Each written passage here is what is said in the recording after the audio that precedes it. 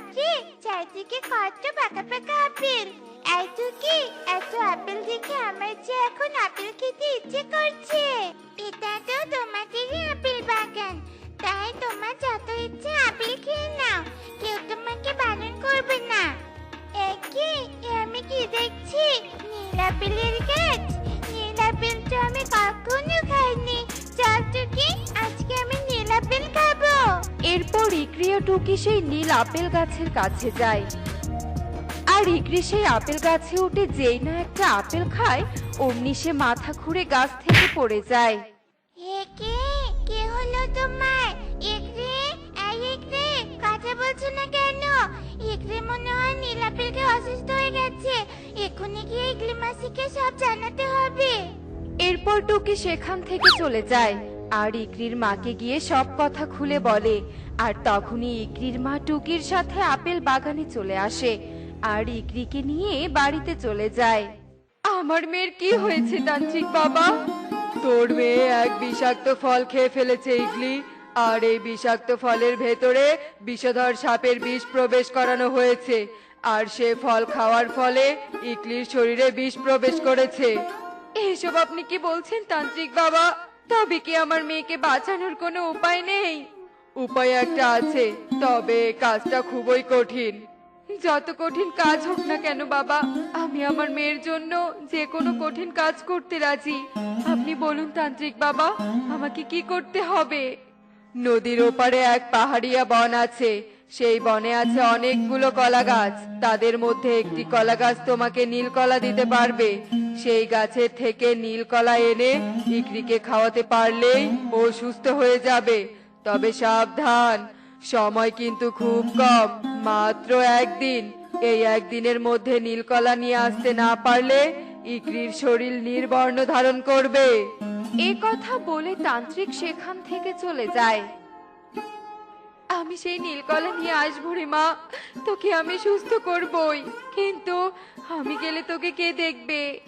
ইগলি দিদি, তুমি ইকরির সাথে থাকো, আর আমি যাব পাহাড়িয়া বনে, আর নিয়ে আসবো সেই নীলকলা।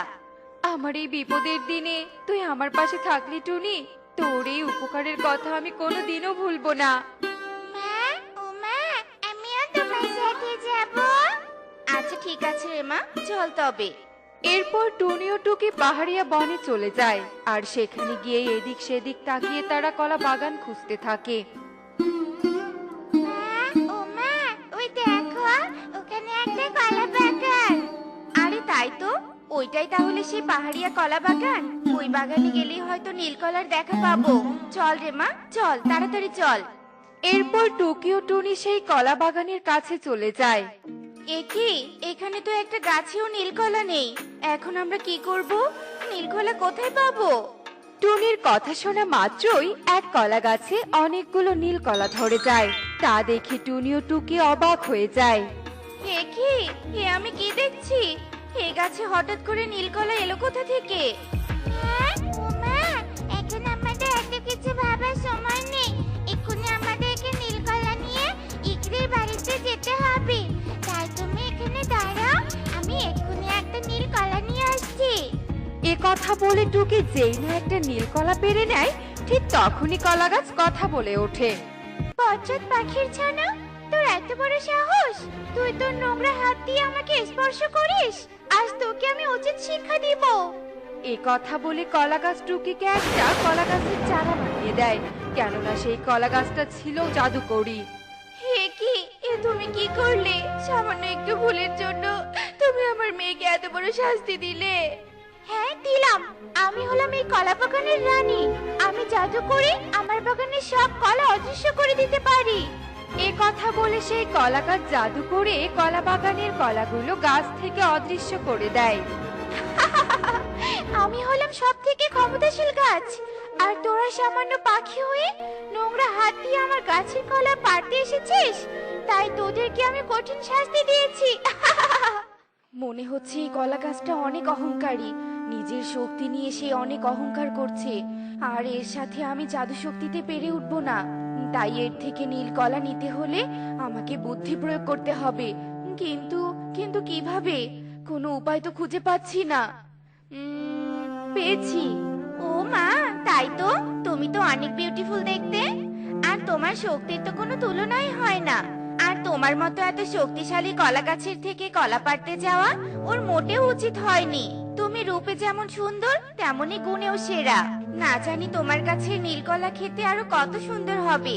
কি আর করার, আমি তো সেটা কখনো পাবো না। আমার কাছে নীলকলা খেতে আরো বেশি সুস্বাদু। তুই আমার এত প্রশংসা করে আমাকে মুগ্ধ করে দিয়েছিস, তাই তোকে আমি আমার কাছে নীলকলা খেতে দিব। আয়, নিয়ে যা আমার কাছে নীলকলা। এরপর টুনি অহংকারী কলা গাছ থেকে অনেকগুলো নীল কলা পেড়ে নেয়। সত্যি তোমার মনটা খুব ভালো কলা গাছ, কিন্তু তোমার গাছের মিষ্টি নীলকলাগুলো আমি একা কি করে খাই বলো তো? তুমি যে আমার মেয়েটাকে কলা গাছ বানিয়ে রেখেছো। আচ্ছা ঠিক আছে, মন খারাপ করিস না। এক্ষুনি আমি তোর মেয়েকে মুক্তি দিচ্ছি, তবে তোর জন্য তোর মেয়েকে মুক্ত করে দিচ্ছি। এরপর সেই কলা গাছ টুকিকে মুক্ত করে দেয়। চলে আয় রে মা, আমাদেরকে এক্ষুনি ফিরে যেতে হবে। আর এই নীলকলা খাইয়ে ইকরিকে সুস্থ করতে হবে। এই কথা বলে টুনি ও টুকি সেখান থেকে চলে যায়। কি এসব ওরা কি বললো? আমি তো কিছুই বুঝতে পারলাম না। আমি বুঝতে পেরেছি রানীমা, ওদের আসলে আপনার গাছের উপকারী নীলকলার প্রয়োজন ছিল, তাই ওরা বুদ্ধি করে আপনাকে বোকা বানিয়ে নীলকলা নিয়ে গেছে। না, এ হতে পারে না। সামান্য এক পাখি আমাকে বোকা বানিয়ে চলে গেল, এ আমি মেনে নিতে পারছি না। এরপর অহংকারী কলা গাছ আফসোস করতে থাকে। অন্যদিকে বুদ্ধিমতী টুনি ও টুকি নীলকলা নিয়ে ইকরির বাড়িতে চলে যায়, আর সেই নীলকলা ইকরিকে খাইয়ে দেয়, আর সাথে সাথে ইকরিকে সুস্থ করে দেয়। এত তাড়াতাড়ি তুই কিভাবে নীলকলা নিয়ে আসলি রে টুনি? তান্ত্রিক বাবা বলেছিল এটা অনেক কঠিন কাজ ছিল। হ্যাঁ ইগলি দিদি, এটা সত্যি অনেক কঠিন কাজ ছিল, কিন্তু আমি... এরপর টুনি ইগলিকে সব কথা খুলে বলে। সত্যি টুনি, তোর বুদ্ধির কোনো তুলনা হয় না, এজন্যই বুঝি বনবাসী তোর নাম দিয়েছে বুদ্ধিমতী টুনি।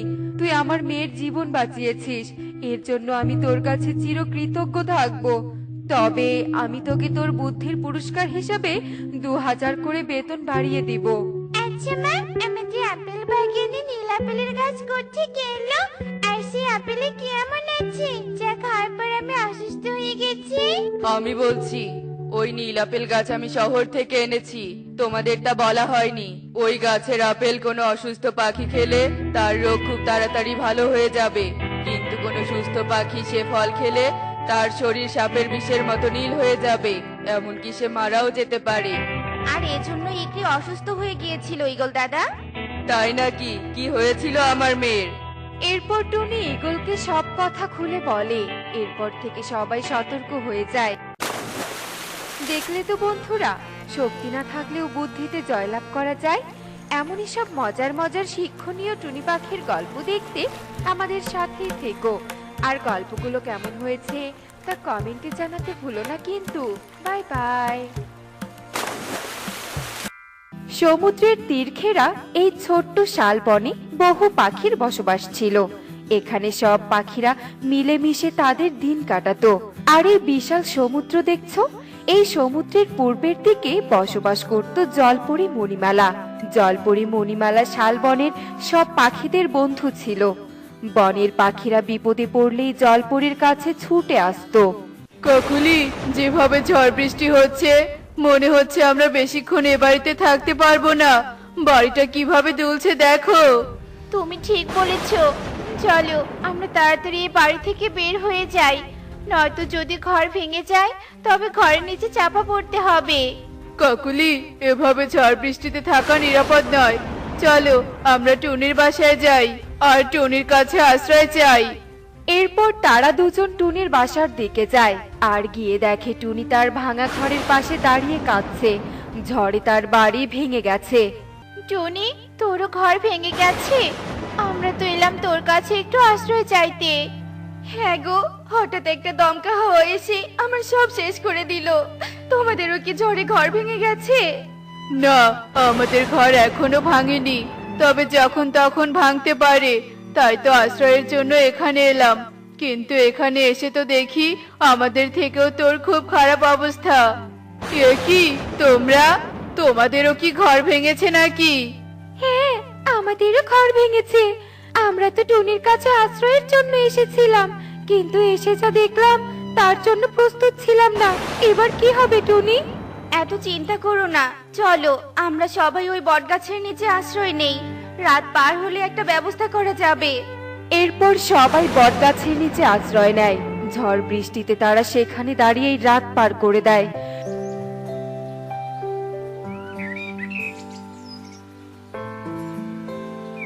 ভোর হতেই ঝড় বৃষ্টি থেমে গেলে কালু বলে, চলো তো সবাই আমরা বাড়ি যাই, গিয়ে দেখি বাড়িটা ঠিক আছে কিনা।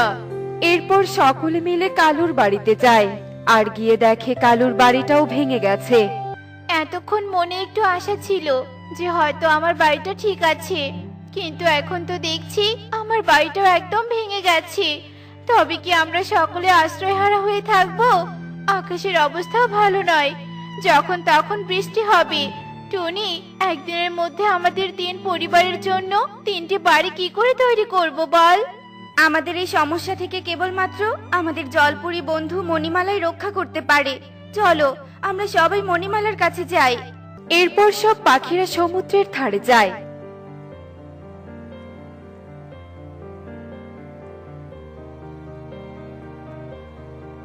বন্ধু, বন্ধু, বন্ধু মণিমালা, কোথায় তুমি? আমরা অনেক বিপদে পড়েছি, আমাদের ডাকে সাড়া দাও, সাড়া দাও। এ কি, মনে হচ্ছে বন্ধু টুনি ডাকছে। ওদের আবার কোনো বিপদ হলো না তো? এক্ষুনি যেতে হবে। আরে তোমরা সবাই এখানে, কি হয়েছে? আমরা অনেক বিপদে পড়ে তোমার কাছে এসেছি, আমাদের সাহায্য করো বন্ধু। আসলে গত রাতের ঝড়ে আমাদের 3 পরিবারের 3টি ঘরই একদম ভেঙে গেছে। এখন আমরা আশ্রয়হারা। একদিনের মধ্যে ঘর তৈরি করা সম্ভব নয়, তাই আমরা তোমার কাছে সাহায্য চাইতে এসেছি। ও, এই ব্যাপার। তোমরা কোনো চিন্তা করো না, আমি তোমাদের 3টি বাড়ি উপহার দিব। তোমরা আর আশ্রয়হারা থাকবে না।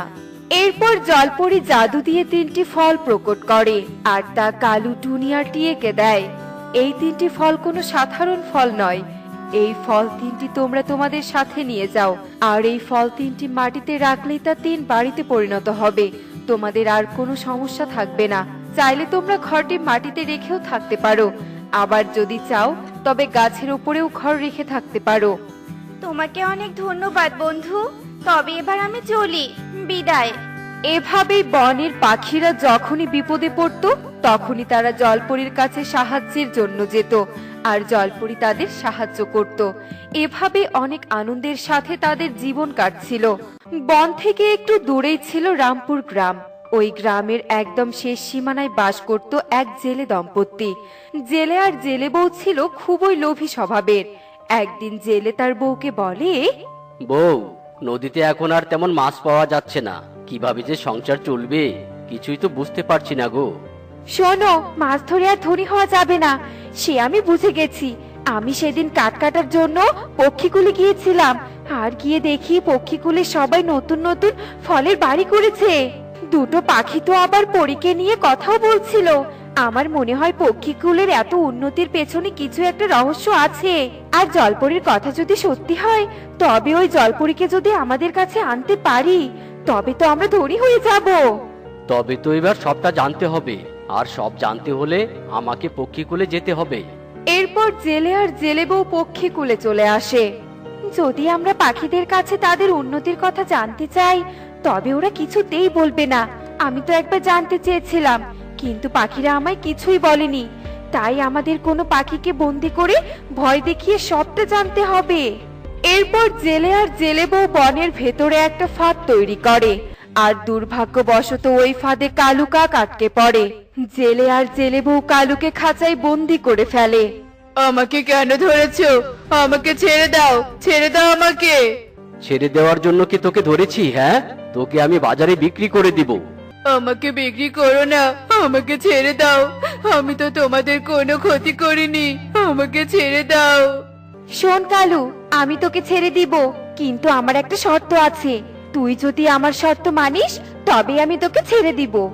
কি শর্ত? আমি সব শর্ত পূরণ করতে রাজি। আমরা জানতে পেরেছি তোদের পক্ষীকুলের এত উন্নতির পেছনে জলপরীর হাত রয়েছে। এখন ভালোই ভালোই বল দেখি, ওই জলপরীকে কোথায় পাওয়া যাবে? জলপরি? না না, জলপরি তো নেই। আমরা তো উন্নতি পরিশ্রম করে করেছি। একদম মিথ্যে বলবি না। ঠিক আছে, সত্যি না বললে তো তোকে এক্ষুনি আমরা বাজারে বিক্রি করে দিব, নয়তো তো তোকে রোস্ট বানিয়ে খাবো।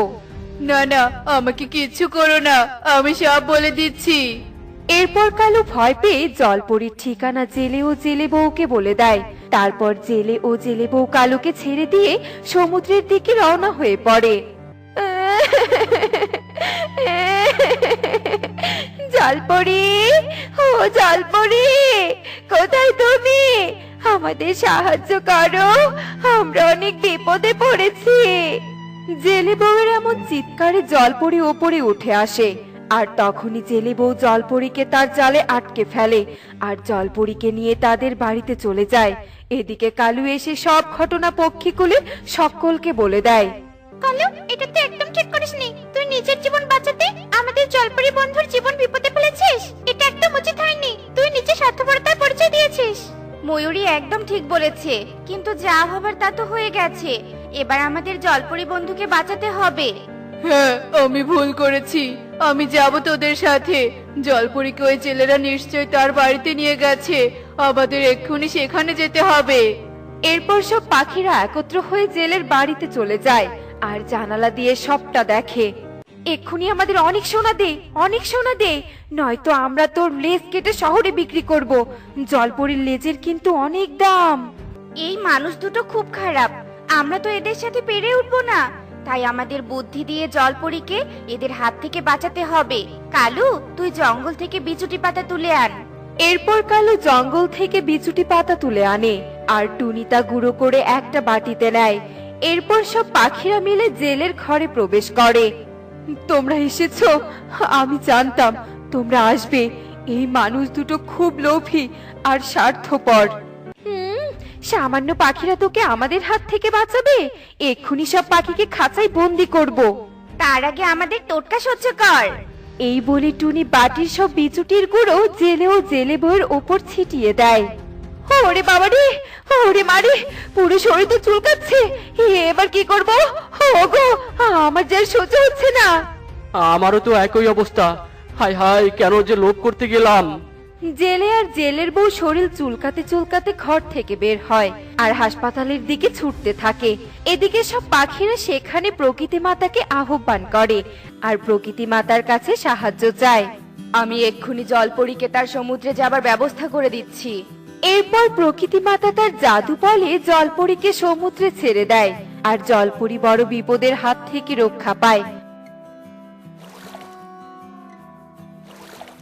দেখলে তো বন্ধুরা, আমরা যদি অন্যের বিপদে সাহায্য করি তবে আমাদের বিপদেও অন্যরা সাহায্য করবে।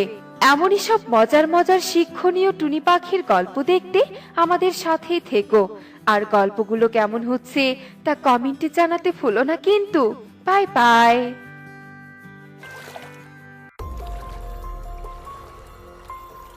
কালু, দেখো, টোনা চুড়ি বিক্রি করতে চলে গেল আর তুমি এখনো বাড়িতে বসে আছো। টোনা তো আজ তোমার থেকে বেশি টাকা ইনকাম করবে। এই টোনার জন্য আমি চুরি বিক্রি করতেই পারি না। আজকে ফেরার সময় ওকে আমার পথ থেকে সরিয়ে দেওয়ার চেষ্টা করব। যদি ওকে সরিয়ে দেই তাহলে আমি চুরি বিক্রি করে অনেক টাকা ইনকাম করতে পারবো। হ্যাঁ কালু, তুমি একদম ঠিক বলেছো। যেভাবে হোক ওকে আর শেষ করেই ছাড়বে। তাড়াতাড়ি চুরি নিয়ে ওর পিছু পিছু যাও আর ওকে অনুসরণ করো। আচ্ছা ঠিক আছে কাকুলি, তাই করব। এরপর কালু চুড়ি নিয়ে টোনার পিছু পিছু যেতে থাকে আর এদিকে টোনা চুড়ি বিক্রির জন্য হাত ডাক করতে থাকে। চুড়ি নেবে? চুড়ি? মাসিরা, দিদিরা, চলে এসো চলে এসো, আমার কাছে রং বেরঙের চুড়ি আছে। চুড়ি নিবে? চুড়ি? দাদা, আমাকে 2 ডজন চুড়ি দাও তো। তোমার চুড়িগুলো খুব সুন্দর। মনে হচ্ছে ঝুড়ির সব চুড়িগুলো নিয়ে নেই, কিন্তু এত চুড়ি নেয়ার মতো তো আমার কাছে টাকা নেই। এত চুড়ি দিয়ে কি করবে? আমি তো প্রায় চুড়ি নিয়ে তোমাদের এদিকে আসি। যখন এগুলো ভেঙে যাবে তখন আবার নতুন চুড়ি নেবে। এই নাও তোমার 2 ডজন চুড়ি। হ্যাঁ দাদা, তুমি অবশ্য ভালো কথা বলেছো।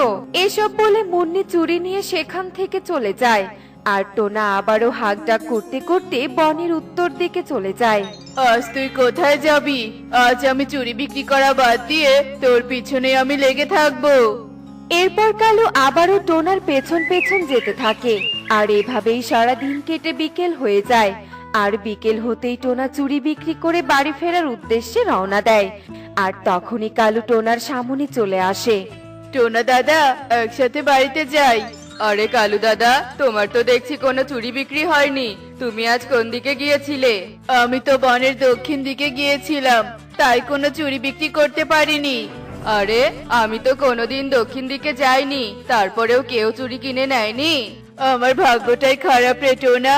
যাই হোক, চল এবার বটতলার পাশ দিয়ে বাড়িতে যাই।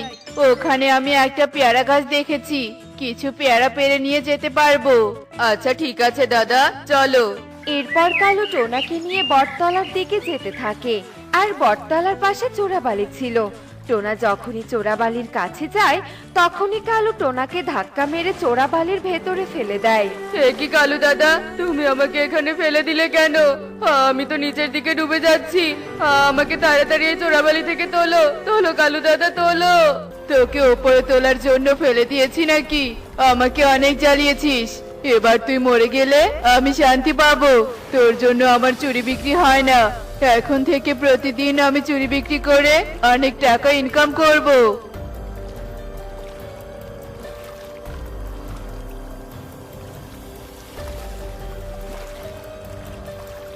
ও মা, তুমি তো দেখছি চোরাবালিতে ডুবে যাচ্ছ।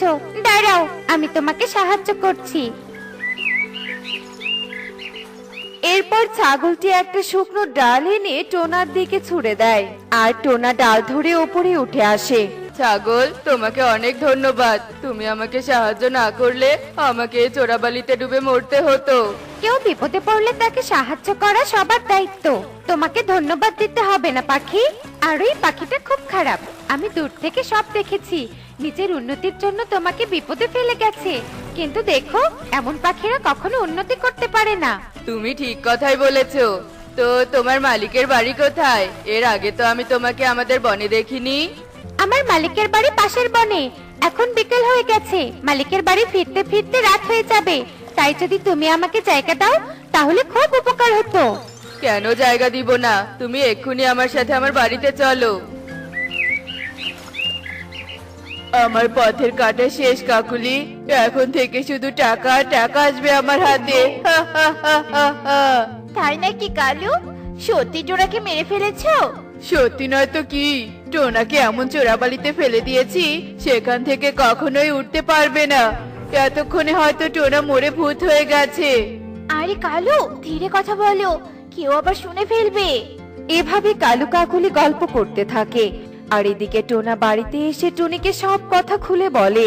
শয়তান কালু তোমাকে এত বড় বিপদে ফেলেছিল। ছাগল, তোমাকে অনেক ধন্যবাদ। তুমি টোনাকে না বাঁচালে আমি যে বিধবা হয়ে যেতাম। সৃষ্টিকর্তা সহায় থাকলে কেউ কখনো ক্ষতি করতে পারে না। তোমরা অনেক ভালো আর সৎ পাখি, তাই তোমাদের কেউ কখনো বিপদে ফেলতে পারবে না। হ্যাঁ ছাগল, ঠিক বলেছো। তুমি একটু দাঁড়াও, আমি তোমার জন্য কচি ঘাস কেটে নিয়ে আসছি। না না, আমার ক্ষুধা পাইনি, আমি ঘাস খেয়ে চলে এসেছি। তোমাকে কোনো ঘাস কেটে আনতে হবে না। টুনি, আমি এখন তাহলে বাজারে যাই। ঘরে তো কোনো চাল ডাল নেই। ছাগল, তুমি টুনির সাথে বাড়িতে থাকো। তোমার কোনো পছন্দের খাবার থাকলে বলো, আমি নিয়ে আসবো। নানা পাখি, আমার ঘাস ছাড়া কোনো পছন্দের খাবার নেই। আমার জন্য তোমাকে কিছু আনতে হবে না।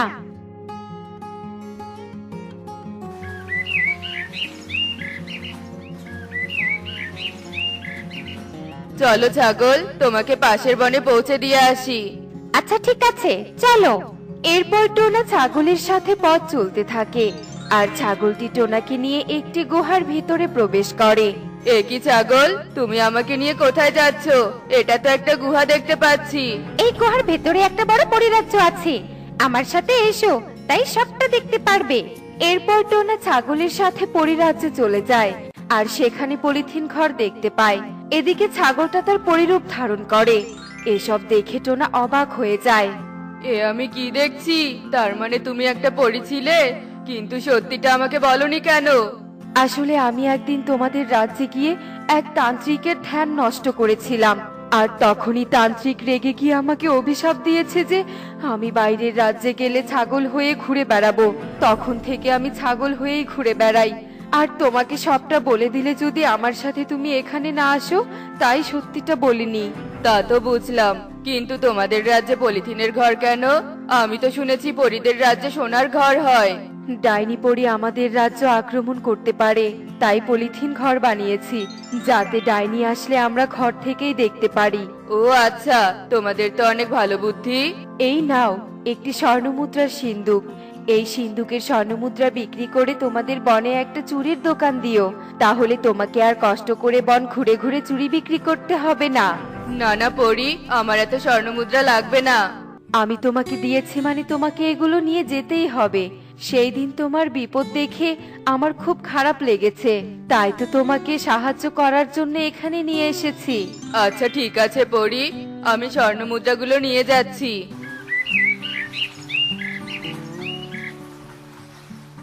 এরপর টোনা স্বর্ণমুদ্রার সিন্দুক নিয়ে বাড়িতে চলে আসে।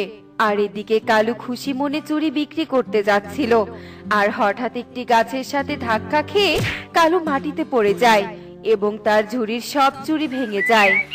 কি সর্বনাশ হলো, সব চুরি যে ভেঙে গেছে। এখন আমি কি বিক্রি করতে যাব? বাড়িতে গিয়ে কাকুলির কাছে কিছু টাকা নিয়ে চুরি কিনতে যেতে হবে। এ কি টোনা, তুমি এই সিন্ধুক কোথায় পেলে? তারপর টোনা টুনিকে সব কথা খুলে বলে। টুনি, তুমিও আমার সাথে চলো, দোকান দিতে গেলে দোকানের অনেক কাজ আছে। আমি টাকার কাজ লাগিয়ে রেখেছি যে তুমি আমার কাছ থেকে টাকা নিতে এসেছো? যেভাবে চুরিগুলো ভেঙে ফেলেছো সেভাবে চুরি কিনে নিয়ে এসো, যাও। না, আমাকে বাজারের কোনো দোকান থেকে বাকিতে কিছু চুরি কিনে আনতে হবে। এরপর কালু বাজারে চলে যায়, আর দোকানে গিয়ে টোনাকে দেখে সে অবাক হয়ে যায়। আরে টোনা, তুই এখানে? ও, তুমি আমাকে দেখে অবাক হচ্ছ? আমার তো চোরাবালির নিচে থাকার কথা ছিল, তাই না? একটা কথা শুনে রাখো, সৃষ্টিকর্তা সহায় থাকলে কেউ কখনো কারো ক্ষতি করতে পারে না। আর যে অন্যের ক্ষতি করে নিজের উন্নতির চেষ্টা করে তার কখনো উন্নতি হয় না, বরং দেখো আমরাই উন্নতি করেছি। এই যে দেখেছো বড় একটা দোকান, এই পুরো দোকানটাই আমাদের। সত্যি বলছিস টুনি? আমি টোনাকে বিপদে ফেলেছিলাম বলেই আজ আমার সব চুরি ভেঙে গেছে। এখন ব্যবসা করার মতো হাতে একটা টাকাও নেই। আমাকে তোরা ক্ষমা করে দে, আমি আর কখনো এমন কাজ কারোর সাথে করব না। এসব বলে কালু সেখান থেকে চলে যায়। দেখলে তো বন্ধুরা, অন্যের ক্ষতি করে কখনো উন্নতি করা যায় না। এমনই সব মজার মজার শিক্ষণীয় টুনি পাখির গল্প দেখতে আমাদের সাথেই থেকো। আর গল্পগুলো কেমন হয়েছে তা কমেন্টে জানাতে ভুলো না কিন্তু। Bye bye. সামনেই তো বর্ষাকাল, এবার আমাকে নিজের জন্য একটা ঘর তৈরি করতে হবে। কিন্তু ঘর বানাতে তো অনেক পরিশ্রম করতে হয়, এত পরিশ্রম আমি করতে পারবো না। যাই, বনের দিকে যাই। পাখিরা তো অনেক সুন্দর সুন্দর ঘর তৈরি করতে পারে, কোনো পাখিকে ভয় দেখিয়ে তার ঘরটা দখল করতে হবে। এই বলে নাগিন বনের দিকে যেতে থাকে। এই বনটা তো অনেক সুন্দর, অনেক পাখির বসবাস এখানে। আজ থেকে আমি এখানেই থাকবো। এখন একটা ভালো পাখির বাসা খুঁজতে হবে। নাগিন বনে পাখির বাসা খুঁজতে থাকে, আর সে সুখীর বাড়ির সামনে এসে বলে, আরে এই পাখির বাসাটা তো অনেক সুন্দর, আমি আজ থেকে এই বাড়িতেই থাকবো। হে কি নাগিন, তুমি তুমি আমার বাড়িতে কেন এসেছো? তুমি কি পথ ভুলে এখানে এসেছো? এটা আগে তোর বাসা ছিল, কিন্তু এখন থেকে এটা আমার বাসা। এক্ষুনি এ বাসা থেকে বেরিয়ে যা, নয়তো আমার বিষ দাঁত দিয়ে তোকে দংশন করব। না না না, আমাকে মেরো না, আমি যে ডিমে তা দিচ্ছি, আজকের মধ্যে আমার ডিম ফুটে ছানা বের হবে। তুমি দয়া করে এখান থেকে চলে যাও। ডিম? পাখির ডিম?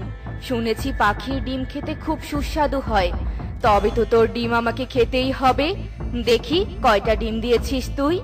একদম আমার কাছে আসবি না, আমার ডিমের কাছে এলে কিন্তু আমি তোকে লাঠি দিয়ে মেরে ফেলবো। সামান্য একটা পাখি হয়ে তুই আমাকে মারবি? তুই নিজেও ভালো করে জানিস তুই আমাকে মারতে পারবি না। তাই তোকে একটা ভালো প্রস্তাব দিচ্ছি। শোন, তুই তো দুটো ডিম দিয়েছিস, দুটো ডিমের মধ্যে একটি ডিম নিয়ে তুই এখান থেকে চলে যা, নয়তো বাসার সাথে সাথে ডিম সহ নিজের প্রাণটাও হারাবি। এখন নাগিনের কথা না মানলে আমি আমার আরেকটা ডিম বাঁচাতে পারবো না, হয়তো নিজের জীবনটাও দিতে হবে। তাই নিজের ভালোর জন্য আমাকে নাগিনের প্রস্তাব মেনে নিতে হবে, কারণ আমি তো নাগিনের শক্তির সাথে পেরে উঠবো না। এরপর সুখী নাগিনের প্রস্তাব মেনে নেয় আর দুটো ডিমের মধ্যে একটি ডিম নিয়ে বাড়ি থেকে বেরিয়ে যায়। আর এদিকে নাগিন সুখীর বাকি ডিমটি ভেঙে খেয়ে ফেলে। বাহ, পাখির ডিম খেতে তো বড্ড সুস্বাদু। তবে তো আমার ভালোই হলো, থাকার একটা জায়গাও পেলাম আর খাবারের খোঁজও পেলাম। এবার থেকে বনের পাখিদের ডিম খেয়ে আমি আমার ক্ষুধা মেটাবো। বড্ড ক্লান্ত লাগছে, এবার একটু বিশ্রাম নেই। তোকে তো বাঁচাতে পারলাম, কিন্তু আমার আরেকটা ডিম তো বাঁচাতে পারলাম না। হে কি, সন্ধ্যা তো হয়ে এলো, আমার ডিমে তো তা দিতে হবে। বিধাতা, এবার আমি কি করব? তবে কি এই ডিমও আমার নষ্ট হয়ে যাবে? আরে গাছের নিচে কে কাঁদছে দেখি তো।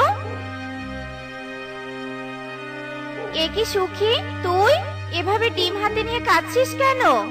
এরপর সুখী টুনিকে সব কথা খুলে বলে। সব শুনে টুনি বলে, কি, আমাদের বনে নাগিন এসেছে? বনের সকলকে নাগিনের ব্যাপারে জানাতে হবে। যাকগে সুখী, তুই কাঁদিস না, তুই আমার সাথে আমার বাড়িতে চল। আমার বাড়িতে গিয়ে তুই ডিমে তা দিস, কেমন? চল এখন। এরপর টুনি সুখীকে নিয়ে তার বাসায় যায়। এদিকে নাগিন বনে প্রতিনিয়ত কোনো না কোনো পাখির ডিম খেয়ে ফেলতো।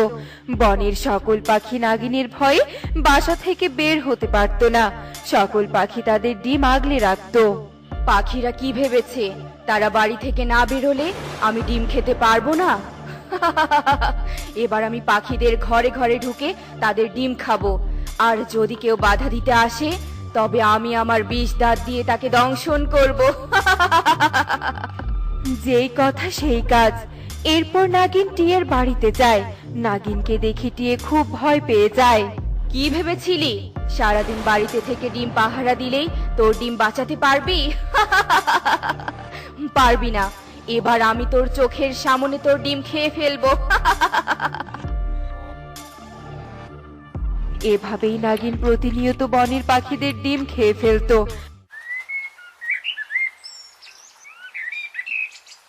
বনের পাখিদের ডিম খেতে খেতে মুখে অরুচি ধরে গেছে। যাই, এবার একটু অন্য বনে খাবারের সন্ধানে চলে যাই। নাগিন অন্য বনে খাবারের সন্ধানে চলে যায়। এদিকে ওই বনেরই দক্ষিণের নীল নদীতে বাস করত এক জলপরি। একদিন জলপরি নদীর কিনারে এসে তার চুল শুকাচ্ছিল আর মাছের সাথে গল্প করছিল। জানিস মাছ, আজ আমি খুব খুশি, কারণ আমি 3টি ডিম দিয়েছি। কদিন পর আমার ডিম ফুটে ছানা বের হবে। এসব ভাবতেই আমার বড্ড খুশি লাগছে রে। এত বড় খুশির খবর জলপরি। তবে জলপরি, তোমার ডিম সাবধানে রেখো। সাবধানেই রেখেছি, আমার প্রাসাদের সাদা ঝিনুকে রেখেছি। মাছ আর জলপরির এসব কথা আড়াল থেকে নাগিন শুনতে পায়। জলপরি ডিম দিয়েছে, জলপরির ডিম নিশ্চয়ই খুব সুস্বাদু হবে। তবে আমি ওই জলপরির ডিম চুরি করে আনবো আর মজা করে খাবো। এরপর নাগিন সুযোগের অপেক্ষা করতে থাকে। আর একদিন জলপরি যখন আবার নদীর কিনারে চুল শুকাতে আসে, তখন নাগিন সুযোগ বুঝে নদীর তলদেশে জলপরির প্রাসাদে যায়। ওই তো সাদা ঝিনুকে জলপরির সোনালি ডিম। দেখেই তো জিভে জল চলে আসছে। জলপরি আসার আগেই আমাকে ডিম নিয়ে পালাতে হবে। ওই নাগিনটার জন্য একদম বনের পাখির ডিম খেতে পারি না। কতদিন থেকে পাখির ডিম খাই না। তুমি একদম ঠিক বলেছো গো। ওই নাগিন যতদিন বনে থাকবে আমরা ডিম খেতে পারবো না। কালু, ওই দেখো, নাগিন ঝিনুকে করে সোনালি ডিম নিয়ে যাচ্ছে। আমার তো ডিম দেখে খেতে ইচ্ছে করছে গো। চলো আমরা নাগিনের পিছু নেই, আর সুযোগ বুঝে নাগিনের ঘর থেকে ডিম চুরি করব, চোরের ওপর বাটপারি করব। এরপর নাগিন ডিম নিয়ে বাড়িতে যায়। এই ডিমগুলো আমি অমলেট বানিয়ে খাবো। যাই, দোকান থেকে তেল নিয়ে আসি। কালু, এই সুযোগ, চলো আমরা ডিমগুলো চুরি করি।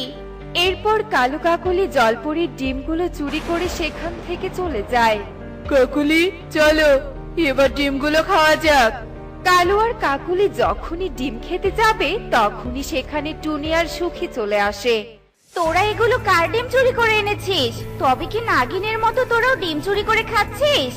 না না, তোরা ভুল ভাবছিস। এগুলো আমি...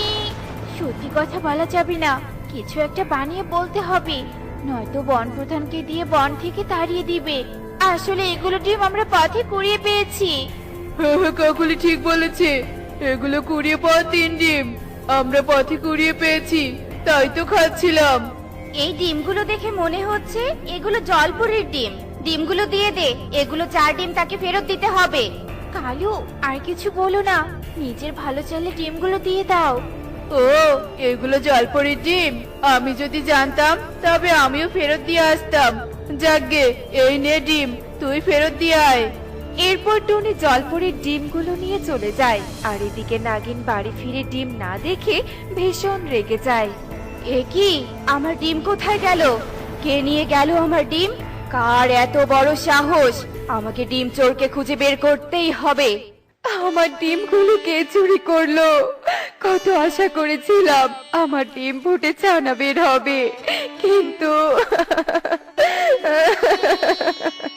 জলপরি, জলপরি, জলপরি কোথায় তুমি? এদিকে এসো জলপরি। কে কে ডাকছে এভাবে? দেখি তো।